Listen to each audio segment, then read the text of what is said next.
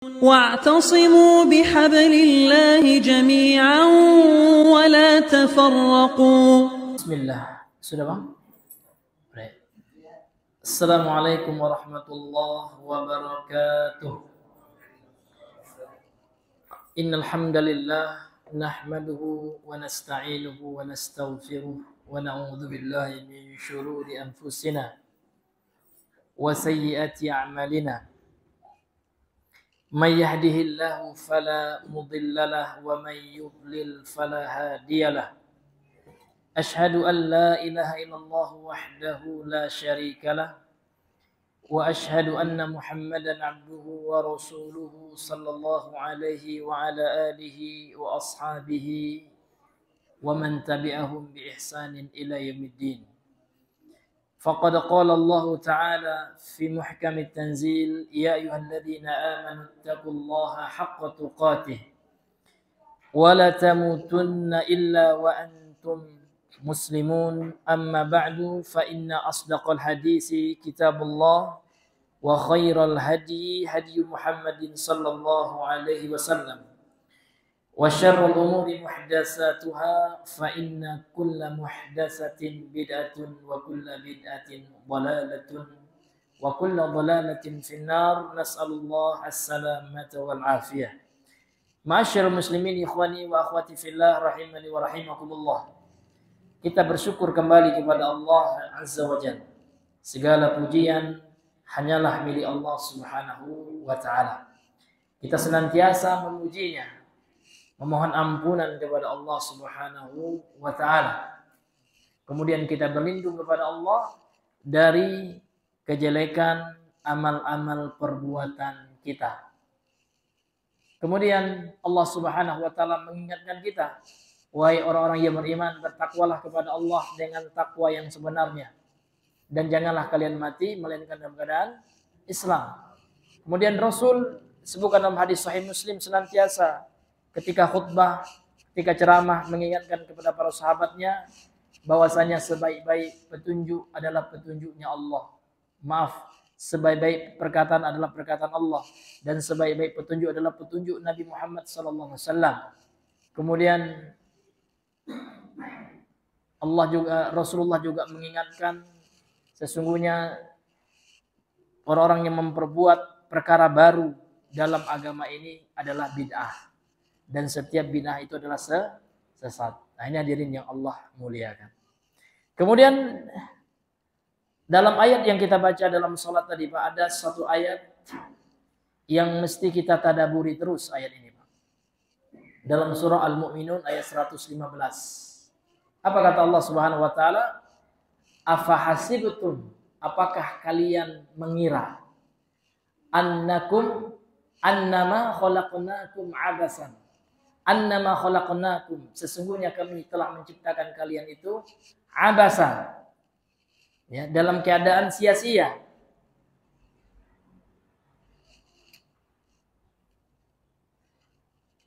Wa antum ilaina la turja'un wa annakum ilaina la turja'un, dan kalian tidak akan dikembalikan kepada kami. Jadi ayat ini Bapak Ibu mesti kita renungi terus. Bahwasanya Allah Subhanahu wa taala tidaklah menciptakan kita abasa, sia-sia. Sehingga di sini dikatakan oleh Imam Ibnu Katsir, afazanantum, apakah kalian mengira annakum, sesungguhnya kalian makhluquna abasan, diciptakan sebagai makhluk yang diciptakan abasa, sia-sia, bila qasdin, tanpa tujuan, wala iradatin, dan tanpa kehendak, minkum, dari kalian. Tidak ada tujuan, tidak ada kehendak kita, tidak ada iradah, wala hikmatin lana, dan tidak ada juga hikmah. Tujuan juga sama, hikmah itu sama dengan tujuan juga Pak. Jadi apakah manusia itu merasa bahwasanya mereka Allah ciptakan tidak ada tujuan, sehingga dia tidak punya arah dalam kehidupannya? Tidak, kata Allah.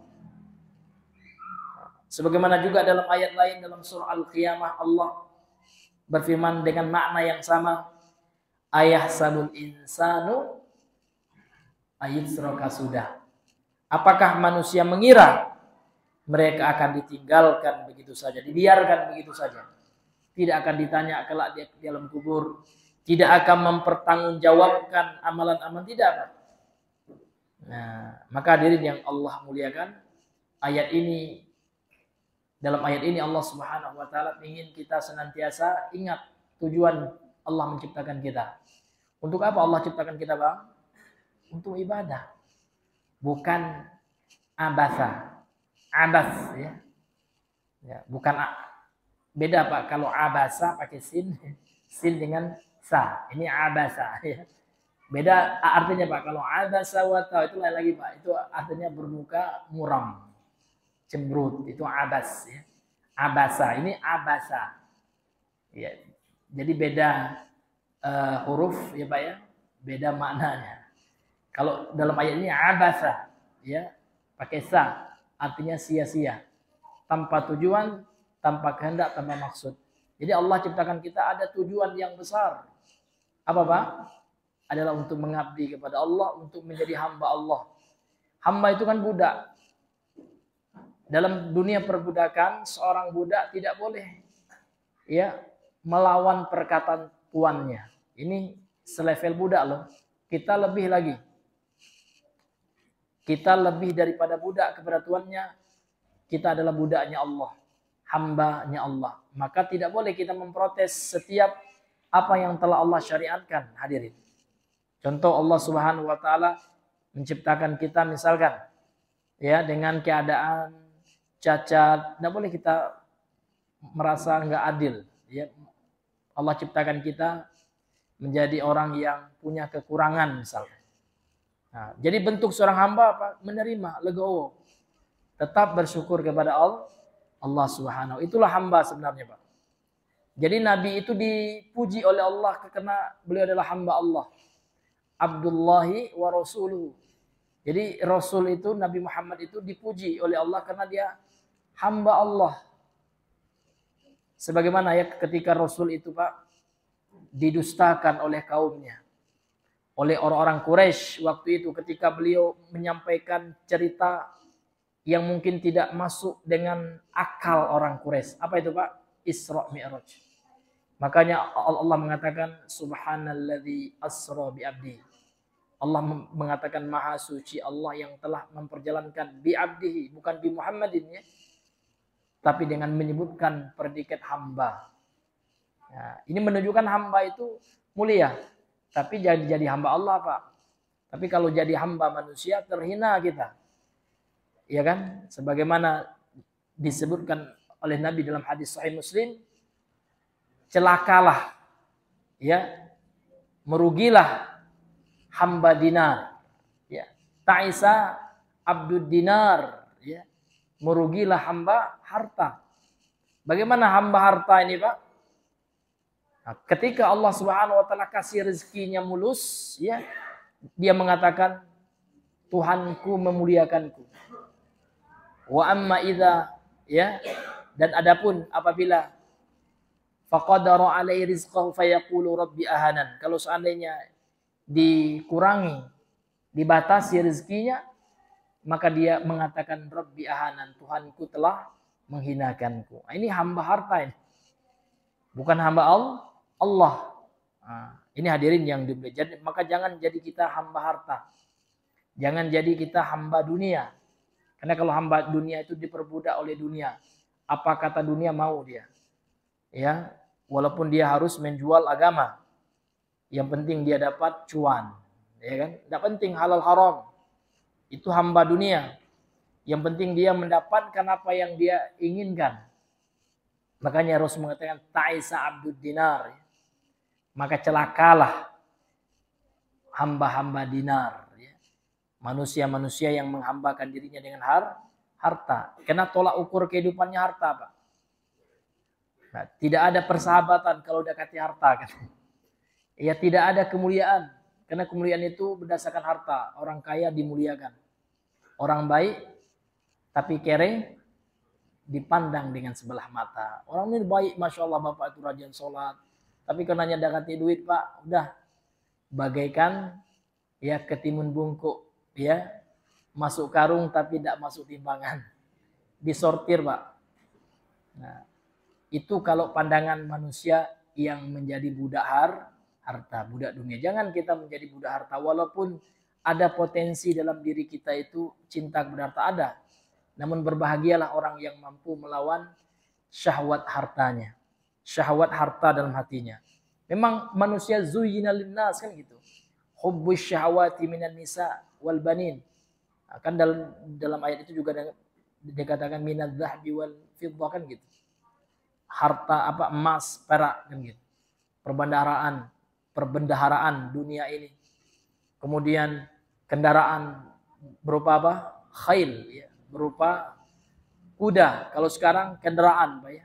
Memang ada potensi itu dalam diri kita. Namun orang yang mampu mengalahkan hawa nafsu itu, Pak, nah itulah nanti orang yang berbahagia itu. Memang tidak gampang, Pak. Tidak gampang. Jenggot panjang, Pak. Tapi kalau berhadapan dengan uang, nanti ya di sana diuji oleh Allah keimanannya, amanahnya bagaimana. Ya kan? Iya. Jenggot boleh panjang, Bapak Ibu. Cingkrang boleh Masya Allah kan gitu. Tapi nanti kasihlah amanah harta. Nah, di situ nanti baru Allah lihat apakah dia ini tidak menjadi budak harta atau budak Allah. Jadilah kita budak Allah. Jangan jadi budak harta. Banyak orang korupsi, Pak. Haji berkali-kali ya kan. Bahkan menteri agama. Sudah menteri, Pak. Korupsi kan gitu. Karena budak dunia ini. Demi dunia dia rela melakukan dosa besar. Hulul. Korupsi itu kan termasuk hulul ya. Iya. Hulul itu mengambil harta dengan cara yang diam-diam, korupsi. Ma'asyiral muslimin yang dimuliakan oleh Allah Azza wa Jalla. Maka untuk itu sebagai mukadimah kita ini, Pak, kalau kita tahu tujuan kehidupan kita adalah akhirat, maka jangan kita terobsesi dengan dunia yang akan kita tinggalkan. Pasti, Pak.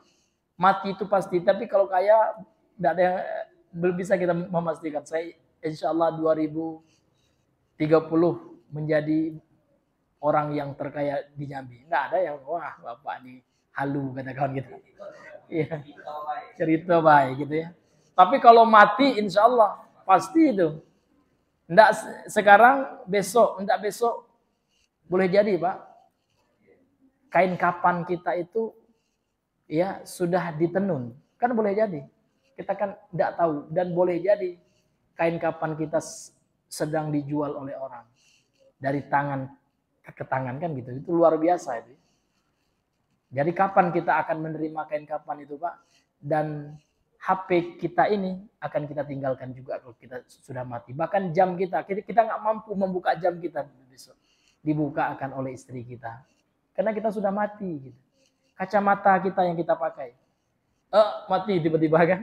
Dibuka akan nggak mampu kita membukanya, Pak. Ingat hari itu dan ingat hari kita nggak bisa mampu membuka kancing baju kita. Itulah hari yang pasti, hari kematian. Dibukakan kancing baju kita sama orang yang melihat jenazah kita kelak. Ini hadirin yang dimuliakan oleh Allah. Maka merugilah manusia kalau seandainya jadi budak dunia. Jadi bagaimana budak dunia itu, Pak? Iya, cinta dan bencinya atas dasar dunia. Tidak dikasih dunia marahnya minta ampun, ya kan? Cobalah dikasih dunia, Masya Allah, dipujinya kita setinggi langit. Nah, tapi kalau orang yang budak Allah sama aja, Pak. Orang yang punya uang dengan enggak. Karena kemuliaan orang itu bukan karena harta, namun karena takwanya kepada Allah Subhanahu wa taala. Bapak Ibu yang Allah muliakan, kembali kita lanjutkan pembahasan kita, itu mukaddimah pembahasan kita ya. Iya, kita kembali melanjutkan hadis yang terakhir, Pak, pada bab tentang perdukunan kan itu.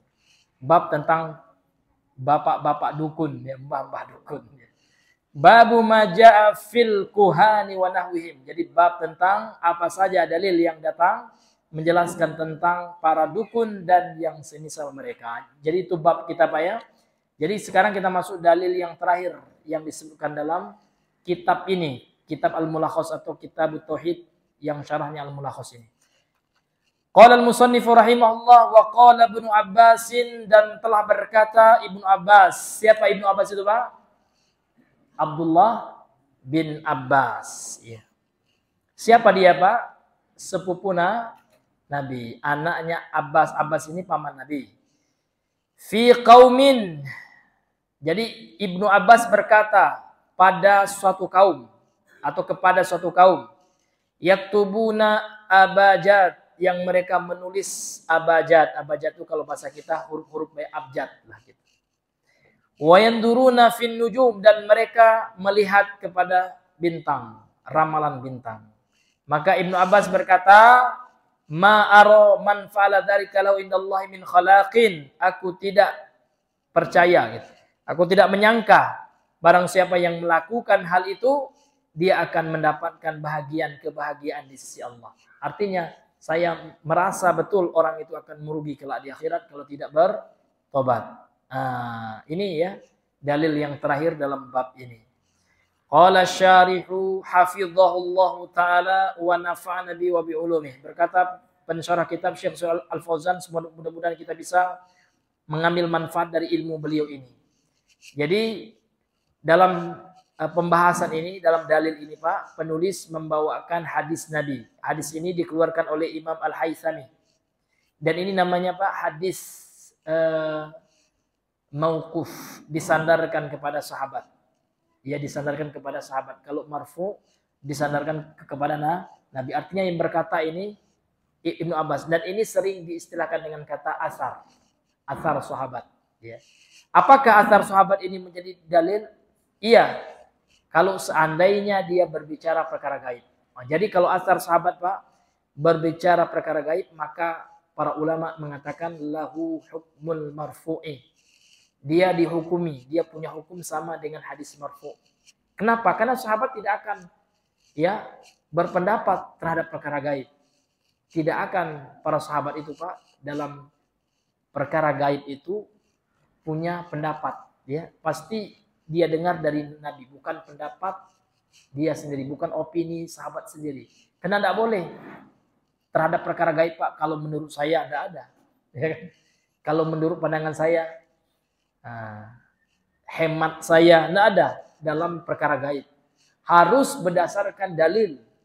Karena yang gaib itu Pak, tidak bisa tercerna oleh akal kita. Mana perkara gaib di sini ini? Ma aroman fa'ala dzalika lahu indallah min khalaq. Aku tidak melihat ya orang yang melakukan hal itu dapat bagian kebaikan di sisi Allah. Itu kan perkara gaib itu. Ini hadirin yang diberikan. Jadi hadis ini Pak, hukumnya seperti hadis marfu, disandarkan kepada Nabi. Karena sahabat pasti mendengar itu dari Nabi. Seperti itu hadirin yang Allah muliakan. Yaktubuna abajad, mereka menulis abajad, ay yaqta'una hurufa, abjad hus ila akhir. Mereka memotong-motong huruf itu namanya abjad Pak ya, potongan-potongan huruf itu. Nah, kalau abjad kita kan ABCD. Kalau Inggris lain prononnya Pak, ABCD kan gitu. Nah, kalau orang Arab beda hurufnya. Huruf hijaiyah, abjad kalau huruf kita. Kemudian allati tusamma huruful jumali, yang mana huruf abjad itu dinamakan dengan huruf ya yang membentuk jumal. Jumal ini jamak dari jumlah. Jumlah itu artinya kalimat. Jadi dalam bahasa Arab Pak, kalimat itu jumlah. Jumlah Pak ya. Jumlah dalam bahasa Arabnya, dalam bahasa kitanya kalimat. Jadi memang huruf Pak ya, huruf itu Pak dia membentuk kalimat. Namun beda huruf yang dilakukan oleh dukun. Nah, ya. Huruf yang digunakan dukun Pak adalah huruf-huruf untuk yang menerka, meramal perkara gaib. Nah, dengan apa Pak? Dengan rumus-rumus huruf itu ya, potongan alif, bata. Buat seperti apa? Tabel. Ada alif, bata. Banyak rumusnya Pak. Itu ada dalam ilmu perdukunan, itu bukan ilmu kita Pak ya. Itu dalam kitab ilmu perdukunan dibahas ya. Nauzubillah. Semoga Allah jauhkan kita dari ilmu terkutuk itu ya. ilmu sihir itu. Allati tusamma huruful jumali wa yata'allamunha, dan mereka para dukun ya kan mempelajari ilmu tersebut liddi'ai ilmil ghaib, untuk apa? Untuk mengklaim mereka mengetahui tentang ilmu gaib. Jadi mereka mempelajari potongan-potongan huruf itu ya. Huruf alif bata yang telah dipotong-potong tidak jelas artinya, dibuat zimat. Nah, azimah. Kemudian ada pula rumus ramalan bintang mereka. Ada memang ilmunya Pak ya, namun saya nggak tahu juga bagaimana rumusnya gitu ya. Ada rumus ramalan bintang itu ada. Namun itu syirik ya, nggak usah kita pelajari karena ilmu yang tidak bermanfaat itu. Ilmu yang merusak akidah kita ya.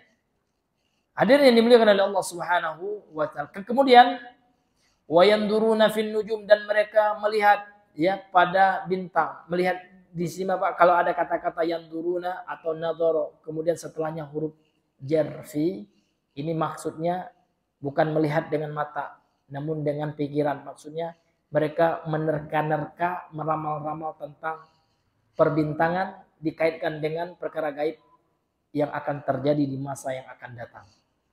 Nah, ada rumusnya memang ya, seperti yang saya sampaikan. Ada dalam ilmu sihir itu Pak, ilmu perbintangan itu ada rumus untuk menerka perkara gaib itu ada. Yaitu ya wa ya'taqiduna anna laha ta'thiran. Mereka meyakini bagi bintang atau nujum itu ta'sir, pengaruh. Fayabnuna ya umurahum, lantas kemudian mereka membangun urusan mereka ala za'min fasidin wa i'tiqadin batilin, di atas persangkaan yang rusak, keyakinan yang batil, fin nujumi wal hisabil ladzi yadhunnuna annahum yudrikuna bi ilmal ghaib, terhadap perbintangan dan perhitungan ilmu nujum ya, ilmu perbintangan yang mana mereka menyangka bahwasanya mereka telah menguasai dengannya atau mengetahui dengannya ilmu gaib. Wah, dengan rumus-rumus ilmu hisab dan ilmu perbintangan itu Pak. Maka mereka gunakan ilmu falak itu Pak untuk apa Pak? Untuk menerka-nerka perkara gaib. Maka kalau seperti itu yang mereka lakukan, maka betullah kata Ibnu Abbas, ma'ara man fa'ala dzalika ya indallahi min khalaq. Aku tidak melihat barang siapa yang melakukan hal itu, ya dia memiliki bahagian kebaikan, kebahagiaan di sisi Allah kelak di akhirat. Artinya mereka akan sengsara karena telah melakukan dosa besar ya, berupa kesyirikan, meramal-ramal perkara gaib.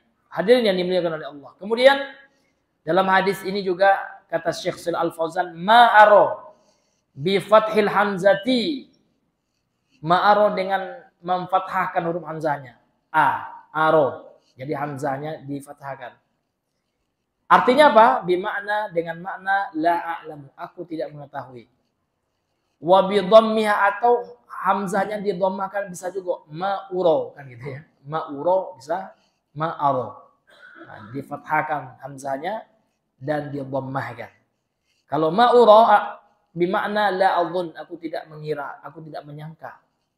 Ya, min khalaq artinya min nasib, nasib artinya bahagian, kebahagiaan di akhirat. Ya. Ini hadirin yang dimuliakan oleh Allah Subhanahu wa taala, makna kosakata atau mufradat dari hadis ini yang dijelaskan oleh Syekh Shalih Al Fauzan hafizahullah taala.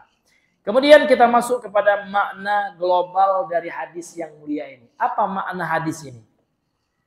Al-makna al-ijmali lil hadis, makna global dari hadis ini, yaqulu Ibnu Abbas berkata, la a'lamu au la azunnu, aku tidak mengetahui atau aku tidak mengira, anna man yaktubu hurufa abjad, sesungguhnya barang siapa yang menulis ya huruf-huruf abjad ya, wa yanzuru fin nujum, kemudian dia melihat kepada ilmu perbintangan, wa yabni ala dzalikal hukma, kemudian dia bangun di atas ilmu perbintangan itu dan huruf-huruf abjad itu suatu hukum alal mustaqbal, atas waktu yang akan datang, artinya suatu kejadian yang akan datang gitu. Kemudian ma'ara liman fa'ala dzalika nasiban indallah, aku tidak mengetahui Barang siapa yang melakukan hal itu, dia dapat bagian kebahagiaan di sisi Allah kelak. Dia mendapatkan pahala dan kebahagiaan di sisi Allah. Aku tidak mengetahui dia akan mendapatkan itu. Ya. Lianna dzalika, karena hal itu yadkhulu fi hukmil arrafina al-mudda'ina li ilmu ghaib. Karena hal itu masuk pada hukum tukang ramal, ya, yang mengklaim mengetahui tentang ilmu gaib. Nah, sehingga dia diancam, ya, tidak akan mendapatkan kebahagiaan di akhirat. Ya. Karena dia mengklaim mengetahui ilmu gaib. Nah, jadi siapapun Pak di antara manusia hari ini, walaupun penampilannya penampilan Masya Allah, penampilan Kiai Habib, ya, namun dia menerka-nerka perkara gaib, insya Allah Pak, ya, hari kiamat tidak lama lagi nih. Gini tanggal sekian, hari sekian. Misalkan Pak, bilang itu paranormal itu pasti. Walaupun berkedok ustadz. Ya, sekarang kan banyak Pak dukun-dukun yang berkedok ustadz. Ya, dia berani memastikan Bapak Ibu. Kan ada hadis, ya, di antara ciri munculnya Imam Mahdi akan ada nanti bangsa Arab atau pemimpin Arab itu yang akan bertikai, kata saya jamin. Ini kata dukunnya Pak, ya, yang dukun berkedok ustadz ini. Saya yakin demi Allah, sampai bersumpah Pak, demi Allah itu adalah MBS, ya, Muhammad bin Salman itu yang akan. Mana ada hadisnya? Di hadis itu tidak ada Nabi mengasih tahu nama. Jadi tidak boleh kita ngasih tahu nama itu Pak. Itu cocok logi, itu banyak sekali Pak, ya. Walaupun gayanya pakai sorban, ya kan? Iya. Walaupun dia menamai dirinya Ustadz akhir zaman, di akhir zaman yang menjadi fitnah menyesatkan manusia, yaitu, ya, Ustadz akhir zaman yang menyesatkan manusia. Hati-hati Pak dengan ustadz akhir zaman, ya. Memang betul-betul akhir zaman itu, ya. Iya. Kan memang di akhir zaman itu Pak akan ada dai, dan kita nggak mengatakan beliau ya. Tapi sifatnya ada. Akan ada dai yang mengajak kepada pintu-pintu neraka itu, yang suka nebak-nebak perkara gaib. Kalau di luar negeri Pak ada orang yang hebat berbahasa Inggris, dia juga suka nebak Pak. Tahu nggak Bapak namanya siapa? Namanya, lihat di Google lah, ya, Imran Hussein. Itu parah betul Pak. Itu luar biasa dia. Dia betul-betul nyebut menebak itu yang akan menjadi itu. Itu nauzubillah. Ya, bahkan sekarang Pak sudah ada yang mengklaim juga menjadi Imam Mahdi di Pakistan. Kepalanya agak sulah dikit Pak, ya. Iya.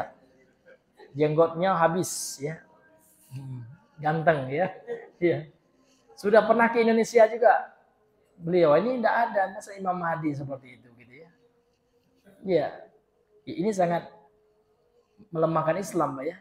Menghinakan Islam. Masa Imam Mahdi Islam kayak letoy gitu, ya. Jadi Imam Mahdi itu pemimpin perang Pak. Iya, Imam Mahdi itu. Beliau akan menjadi pemimpin kaum muslimin, nggak seperti itu, tegap. Dan dia akan mengamalkan sunnah walaupun di masa sebelumnya dia tidak tahu dia Imam Mahdi, ya kan, orang juga tidak tahu. Dia biasa saja, namun Allah perbaiki dalam satu malam, kan seperti itu di dalam hadisnya itu. Maka kalau Bapak ingin referensi tentang akhir zaman Pak, kembali kita kepada buku para ulama kita. Ya, seperti kitabnya Imam Ibnu Katsir, Al-Bidayah wan Nihayah, itu semuanya membahas, ya, tentang fenomena yang akan terjadi di masa datang. Berdasarkan dalil, ya. Tidak berdasarkan cocok logi dan tebak-tebak. Kan sekarang banyak kali menebak-nebak, ya. Iya. Ini hadirin yang Allah muliakan. Bahkan mereka juga punya kepentingan politik atau keyakinan ideologi tertentu. Nah, kalau kita ini Pak akan dibilangnya ini pengikut Dajjal itu. Iya. Wahabi kata mereka, ya. Pengikut Dajjal, gitu. Nauzubillahi min dzalik. Ini hadirin yang dimuliakan oleh Allah Subhanahu wa taala. Padahal yang kita ikuti Al-Qur'an, gitu. Mana yang kita ikuti Dajjal, ya? Masa Al-Qur'an dibilang Dajjal, kan? Iya, kalau Ahlussunnah itu Pak, kita hanya ngikutin Al-Qur'an udah. Al-Qur'an, hadis, dan ijma'nya para sahabat. Sudah. Nah, dan kita tidak menambah-nambah, tidak boleh kita tambah-tambah dalam agama ini, dan tidak boleh dikurangi gitu. Nah, ini hadirin yang dimuliakan. Dan Dajjal itu Pak akan terhalangi, tidak akan selamanya masuk ke dua kota. Baik itu Dajjal kecil, kan Dajjal itu kan secara bahasa artinya pendusta. Jadi dai-dai yang sesat itu Dajjal juga Pak, namun Dajjal shaghir. Sebelum datang Dajjal ya besarnya ya, yang mampu akan menguasai 40 hari, 40 malam, 40 hari dunia ini Pak, dikuasainya. Iya. Bahkan dia bisa mematikan dan orang yang mati itu dihidupkan lagi oleh Dajjal yang besar itu. Namun Dajjal itu tidak mampu untuk memasuki kota suci Mekah dan Madinah. Dua kota yang tidak akan dimasuki Dajjal. Baik itu Dajjal besar maupun Dajjal kecil. Ternyata yang mengisi ya ceramah agama, pengajian agama di masjid, di dua masjid ini Pak, adalah orang yang mereka tuduh pengikut Dajjal itu. Kan tidak masuk. Dia secara dalil nggak ada, ya kan? Secara logika pun tidak masuk. Sementara Allah kan berjanji Pak ya, akan menyelamatkan kota Makkah dan Madinah dari Dajjal. Sementara kita yang dituduhnya Dajjal itu yang sekarang mengajar di kota Makkah ini. Sama orang-orang ini ya. Sama orang-orang akhir zaman ini. Ini hadirin yang dimuliakan oleh Allah Subhanahu wa taala. Sampai orang akhir zaman ini Pak menfitnah. Iya kan? Tower Zam-Zam itu Pak, yang ada gambar bintang itu tabuk setan katanya. Ada itu. Siapa nama Baikuni, siapa namanya? Iya. Itu rombongan itu juga itu. Saudi itu katanya Dajjal itu. Iya, Saudi itu dibilangnya Dajjal. Tanduk Dajjal katanya. Na'udzubillahi, luar biasa fitnah mereka. Mana mungkin Allah ngasih dua tanah suci dikelola oleh tanduk Dajjal? Kan ya nggak logis. Karena mereka iri Pak ya, dengki mereka. Karena Allah tidak ngasih mereka kesempatan untuk mengelola tanah suci itu. Karena Allah tahu ini para antar. Kalau sempat Pak mereka yang mengelola tanah suci ini Pak, orang lain cium nisan Nabi Pak ya, orang minta-minta sama Nabi, ya Rasulullah, aghisna katanya kan.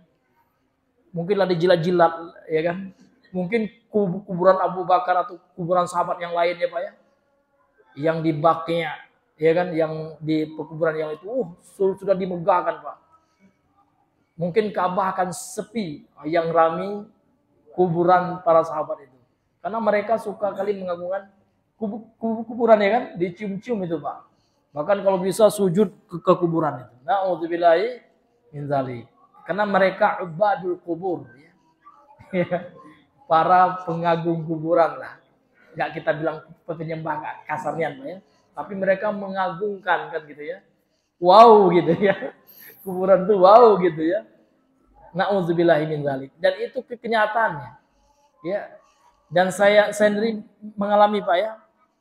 Pas balik dari Hadramaut ya, dari Tarim ya. Nak ke Oman ya. Oh itu serempak lah dengan kawan-kawan dari Habaib ini Pak. Subhanallah Pak, mereka lah patungan. Ya. Sudah patungan ingin kalau lah datang di Indonesia, ayo kita ziarah kuburan. Sudah didata Pak. Subhanallah. Tapi pas sholat nggak ada yang sholat. Iya. Dengan alasan kan kita di perjalanan, nanti aja kita kodok katanya. Jadi sholatnya malam aja semuanya. Zuhur di malam hari. Pas nak tidur semua. Subhanallah. Orang ini luar biasa. Kalau ke kuburan nomor 1 dalam hati saya gitu Pak ya. Sanggup patungan duit ya kan. Tapi pas sholat aja biasa kan pas di mobil itu kan ada waktu sholat kan nak menjamak susah juga. Karena waktu itu mepetnya sholat di mobil lagi gitu ya. Karena Allah tidak membebani kita. Kata mereka, tanggung katanya. Malam aja jasad katanya. Ntar kita kodok aja semua. Mana ada pikir mana itu? Ya, mengkodok sholat semuanya Pak. Ya kan, karena alasan enggak ini ya, enggak kusuk kata mereka juga. Di mobil ini enggak kusuk sholatnya. Subhanallah ya. Orang dimanapun sholat, kalau masuk waktu sholat kita. Namun dalam sholat itu nanti kita kosor, ya ada kita jamak, bukan dia kodok. Heran saya kalau di kodok itu kan kalau tidak sengaja. Misalkan kita Ya ketiduran Papa ya, tiba-tiba bangun lah jam 6 ya. Lah salam orang ya. Lah balik. Itu namanya qadha, langsung kita ambil wudu ya Pak ya. Kalau bisa sholat sunnah 2 rakaat ya. Qobliyah subuh, habis itu langsung sholat subuh. Nah, ini hadirin yang dimuliakan oleh Allah Subhanahu wa taala. Itu yang boleh qadha. Qadha kan mengganti sholat yang tidak sengaja. Itu kan sengaja ditinggalkan ya. Nggak ada alasan di atas perahu, di atas mobil. Bisa Pak, sambil duduk pun kita bisa sholat. Karena Nabi mengatakan apa? Sallu qa'iman. Sholatlah kalian dalam keadaan berdiri. Fa'ilam tastati'u, kalau kalian tidak mampu berdiri, fasallu qa'idan. Maka sholatlah dalam keadaan duduk. Artinya kalau di mobil itu susah nak tegak, boleh duduk. Nah, yang ada di qasar ada waktunya. Kalau di qadha nggak ada. Mereka dikodok semuanya. Ini pengalaman saya ya. Saya waktu itu kesal betul ya. Subhanallah, kok seperti ini kan. Tidak ada yang sholat gitu. Iya. Ngakunya lulusan Darul Mustafa gitu ya. Iya. Kok seperti itu. Na'udzubillahi min dzalik. Mudah-mudahan kita dijauhi dari yang seperti itu. Baik, dan ini sangat tidak betul ya. Karena termasuk melalaikan sholat kepada Allah Subhanahu wa ta'ala. Kemudian kita masuk kepada munasabatul asari lil bab. Munasabatul asari lil bab. Korelasi asar ini terhadap bab. Bab yang kita bahas bab tentang apa? Tentang para dukun. Jadi apa kaitan asar ini? Atau ucapan Ibnu Abbas ini? Kata beliau, annahu yadullu ala anna kitabata abijad, ya. Bahwasanya asar ini menunjukkan ya atas sesungguhnya menulis abijad, itu abjad ya. Wa ta'allumuha, menulis abjad dan mempelajarinya, liman yadda'i biha, bagi orang yang mengklaim dengan huruf-huruf abjad itu. Apa yang dia klaim? Ma'rifata ilmul ghaib, mengetahui ilmu gaib. Wan nadhara fin nujum, dan ya menerawang atau menggunakan ilmu perbintangan, ala i'tiqadin anna laha ta'thiran, atas keyakinan bahwasanya bintang-bintang itu punya pengaruh. Kullu dzalika yadkhulu fil arafah, maka itu semua masuk ke dalam ya arafah. Arafah telah kita bahas supaya arafah itu adalah menerbak-nebak atau meramal-ramal tentang perkara gaib. Wa man fa'alahu, maka barang siapa yang melakukan hal itu, menebak, meramal perkara gaib itu, faqad adha'a nasibahu minallah, maka sungguh dia telah menyia-nyiakan bagian kebahagiaannya, nasib kebahagiaannya dari Allah, ya, di sisi Allah kelak di akhirat. Artinya dia telah menjual kebahagiaan di akhirat dengan neraka. Karena perdukunan Pak, meramal-ramal itu kan dukun ya. Dukun itu kalau tidak ya bertobat pasti masuk neraka karena syirik besar, dan syirik besar itu tidak akan diampuni oleh Allah, pasti Pak. Ini bukan barangkali lagi Pak ya. Boleh jadi enggak, pasti. Kok bisa memastikan Ustaz? Iya, karena Al-Quran yang memastikan. Kalau apa yang Allah pastikan kita ragu, iman kita rontok Pak. Contoh orang kafir, kalau mati dalam kafir pasti masuk neraka. Kita bilang masih ragu saya. Nauzubillah. Berarti kita ragu dengan Al-Quran dong, kan gitu. Contoh Abu Lahab, kan pasti celaka, pasti masuk neraka Abu Lahab itu. Tiba-tiba kita, aduh, nggak berani saya memastikan. Berarti kita tidak percaya. Itu sama dengan keyakinan Tan Malaka. Tan Malaka itu Pak, secara zahir dalam bukunya kita nggak melihat apakah dia itu tobat atau tidak. Dia komunis. Kalau seandainya komunis itu awalnya dia muslim, dia udah murtad. Nah, itu sekarang Pak lagi legit ya. Lagi naik daun. Karena ada anak-anak muda ya yang kelihatannya akademisi gitu ya. Yang ngomongnya hebat, apalagi mengkritik pemerintah, ada. Buat kemarin tuh Pak, Tan Malaka Project. Semuanya Pak, nauzubillah. Pemikiran Karl Marx yang dibahasnya, diagung-agungkan itu. Orang-orang liberal diagung-agungkan. Itu nauzubillah. Jadi ada kebangkitan ini Pak. Bahkan ada TV orang-orang liberal nih Pak. Minimal mereka itu kalau nggak komunis Pak, liberal lah gitu ya. Kalau masih ngaku punya agama. Tapi pemahamannya sudah tidak mencerminkan pemahaman Islam lagi. Nah, kalau channelnya Pak, ada itu namanya Cokro TV. Itu kawan-kawannya itu. Iya kan?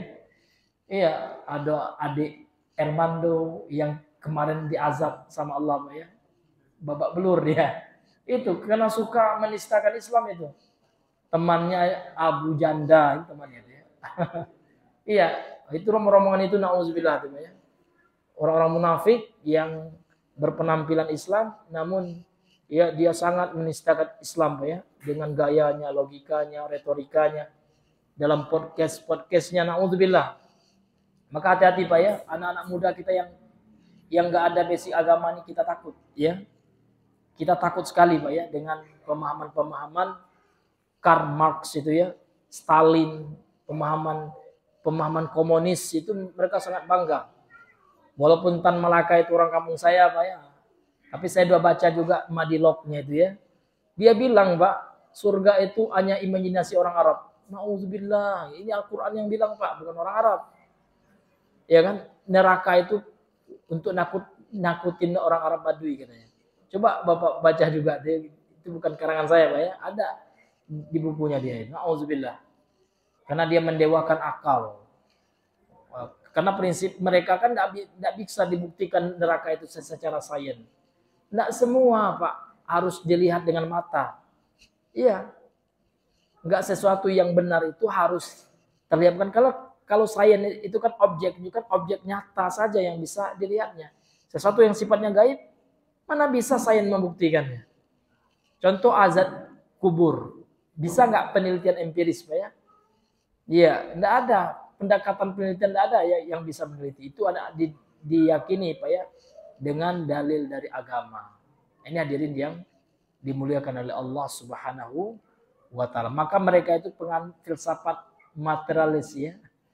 Ya, sesuatu itu kalau ada materinya bisa dilihat nyata baru mereka percaya. Seperti orang kafir Bani Israel yang berkata kepada Nabi Musa, "Ya Musa, lan nu'mina laka hatta narallah jahratan."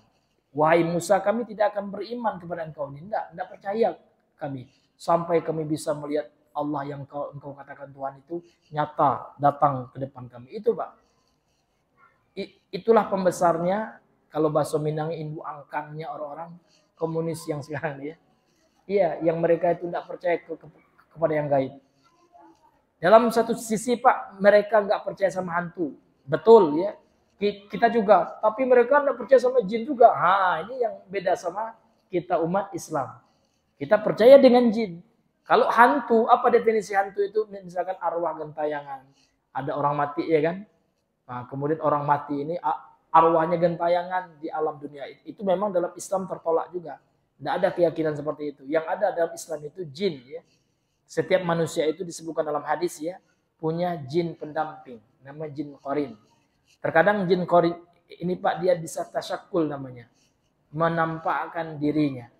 Dan dia bisa mencontoh orang yang meninggal itu. Nah, kita meyakini itu. Nah, kalau orang-orang ini Pak, dia tidak percaya juga sama jin, nggak percaya juga sampai dia nggak percaya orang kerasukan. Dalam Islam itu ijma sepakat. Jin bisa merasuki tubuh manusia. Makanya dalam Islam itu ada istilah ruqyah syariah. Ruqyah ya. Nah, kalau mereka enggak, mereka itu hanya mempelajari tentang gelombang otak. Ya, itu kan dalam ilmu psikologinya kerasukan itu sebenarnya banyak istilah mereka. Enggak yakin mereka dengan jin. Nah, ini Pak. Ini menyesatkan ini. Karena kalau kita enggak yakin dengan jin berarti kita enggak yakin dengan Al-Qur'an. Bahkan dalam Al-Qur'an itu ada surah Al-Jin. Ada. Ini hadirin yang dimuliakan Allah, maka hati-hati Pak ya dengan ilmu-ilmu seperti itu. Islam tidak anti dengan ilmu teknologi, dengan ilmu psikologi tidak anti. Tapi kalau ada teori dari ilmu psikologi itu Pak yang bertentangan dengan Islam, maka Islam ini sebagai barometer kebenarannya. Karena kalau penelitian manusia, teori manusia menurut ahli psikologi misalnya itu kan pendapat, teori.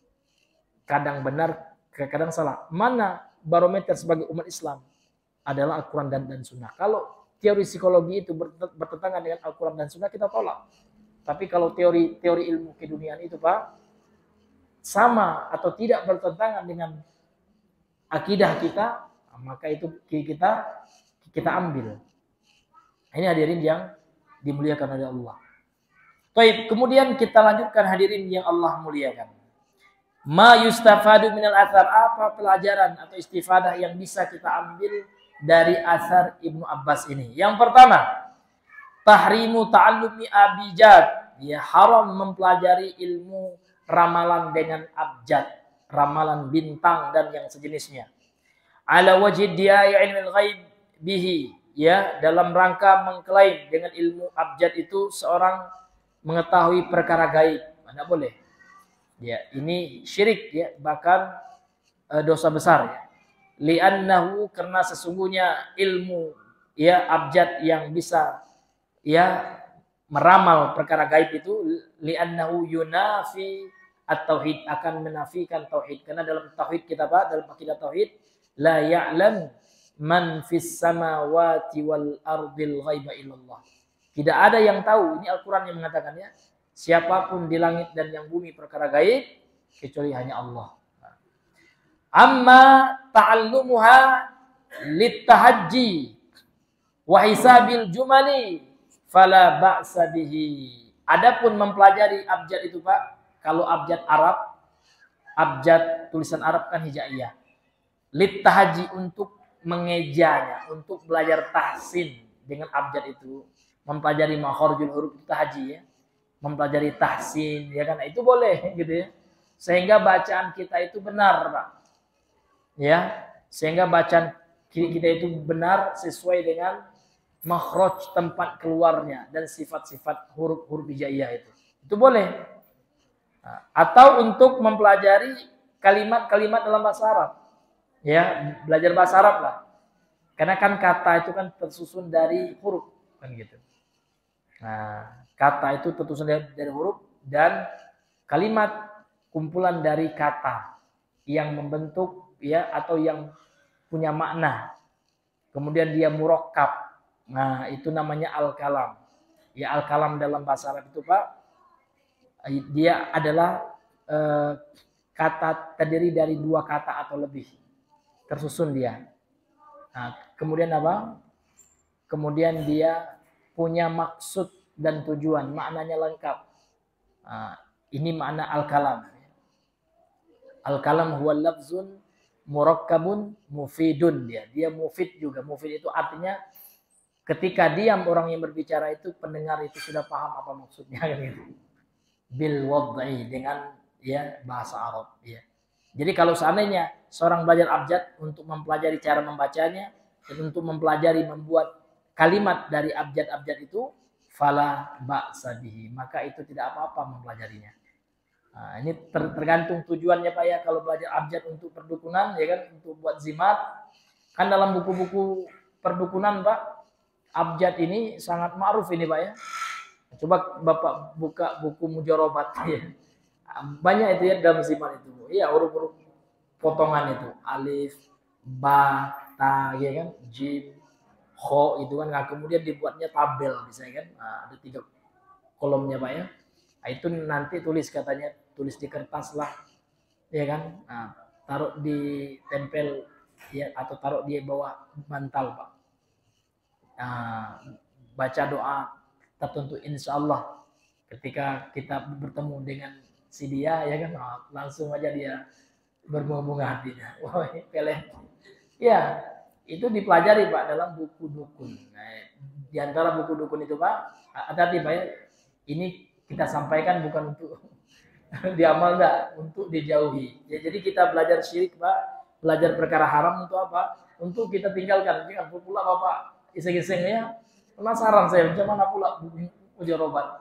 Jadi sopilah, ya, buku mujarobat, jangan, Pak, ya. Atau kitab Syamsul Ma'arif.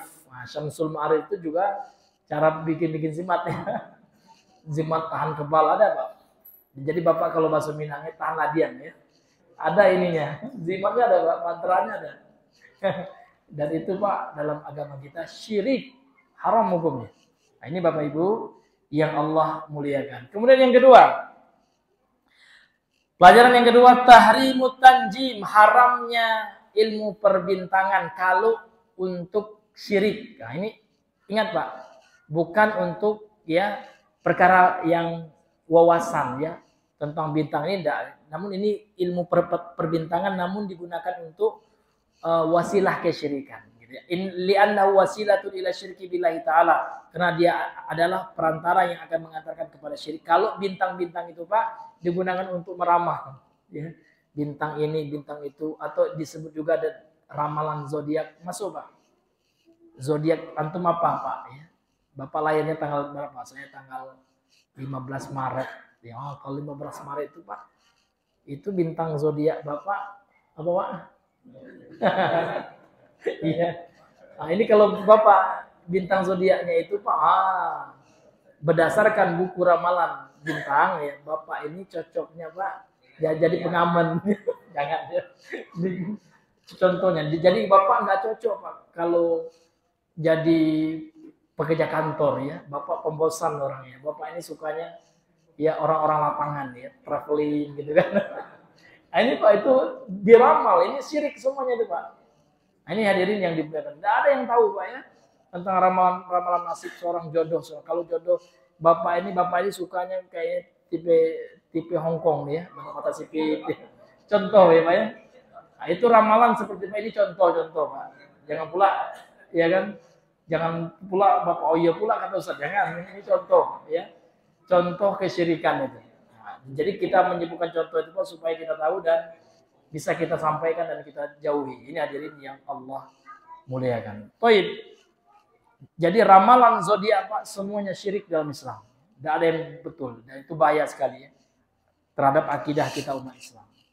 Kemudian pelajaran yang terakhir Pak, salisan yang ketiga, adamul tirari bima yu'tahu ahlul batil. Tidak tertipu, nggak boleh kita tertipu sesuatu yang didatangkannya oleh ahli batil, oleh ahli kebatilan. Min ma'arifihim wa ulumihim, dari ya pengetahuan mereka, ilmu mereka. Jadi nggak boleh kita terkesan hebat dukun punya Ustaz. Bang betul ya kan. Saya sakit mandel, dibawa mama saya ke dukun di Sabah itu, pakai telur besar digeseknya ya, diusapnya ke tempat saya nih yang ada mandil, dibelahnya, adonian mandilnya hebat, tidak boleh, haram hukumnya itu. Jadi tidak boleh kita terkesan ya tertipu menganggap hebat, wow gitu ya, para dukun, tidak boleh Pak. Dan tidak boleh takut juga Pak, kan orang bahaya, Pak Ustaz itu santet gitu mati gitu Ustaz, jangan. Jadi yang mematikan berarti dukun dong, bukan Allah. Nah, itu lemah tauhid kita Pak. Nah, jadi kalau masalah tauhid ini Pak, masalah dukun Pak, Bapak besok ini insya Allah Pak ya, kita ingatkan kita akan ada daurah ya dengan ustadz yang memang sudah banyak berdakwah, meluruskan dan membantah dukun. Tidak di mimbar Pak, langsung menemui dukun itu. Nah, yaitu Ustadz Robi Kader. Insya Allah beliau akan datang Pak ya, daurah ya di masjid kita yang dulu sudah sekali Pak ya. Sekarang sesi yang keduanya. Jadi kalau Bapak ingin sharing sama beliau Pak, karena beliau sebelum kenal sunnah juga mantan dukun juga ya. Sudah banyak berkecimpung di dunia perdukunan, kebatinan ya. Nah, jadi menurut cerita ini bukan beliau yang bilang, ini temannya waktu kuliah di IAIN Pak ya. Jadi beliau ini di antara ilmu yang beliau geluti Pak adalah tentang listrik. Jadi listrik lagi konslet itu dipegangnya sama beliau, tidak apa-apa. Waktu beliau dukun ya. Tapi sekarang udah tahu beliau itu setan semua kata beliau ya. Nah, ini hadirin yang dimuliakan oleh Allah Subhanahu wa taala. Jadi intinya Pak, betul kata beliau ya, kata Syekh Shalih Al-Fauzan ini. Kita nggak boleh ya tertipu oleh dukun dan tidak boleh kita terkesima Pak. Kita menganggap dia hebat, enggak. Itu ilmu setan, tidak ada setan itu yang hebat. Iya kan? Harus kita hinakan kesyirikan itu. Harus jadi sesuatu yang rendah di mata kita. Jangan kita anggap syirik itu hebat. Ya. Dukun itu Masya Allah. Gitu. Tidak boleh. Yang Masya Allah itu Rasulullah ya. para nabi, orang-orang soleh, para sahabat. Tapi kalau dukun, na'udzubillah ya. Ya, ini hadirin yang dimuliakan Allah. Jadi nggak boleh Pak ya, kita tertipu ya apa yang didatangkan oleh ahlul batil ya dari pengetahuan mereka, ilmu-ilmu kesaktian, kanuragan, kehebatan mereka. Nggak boleh kita tertipu dan menganggapnya hebat. Nggak boleh, itu intinya Pak.